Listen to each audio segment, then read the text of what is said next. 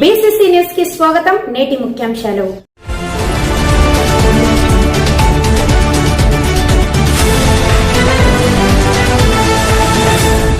వైభవంగా మంత్రాలయం శ్రీ గురు రాఘవేంద్ర స్వామి 353వ సప్తరాత్రుల పూర్వ ఆరాధనోత్సవాలు.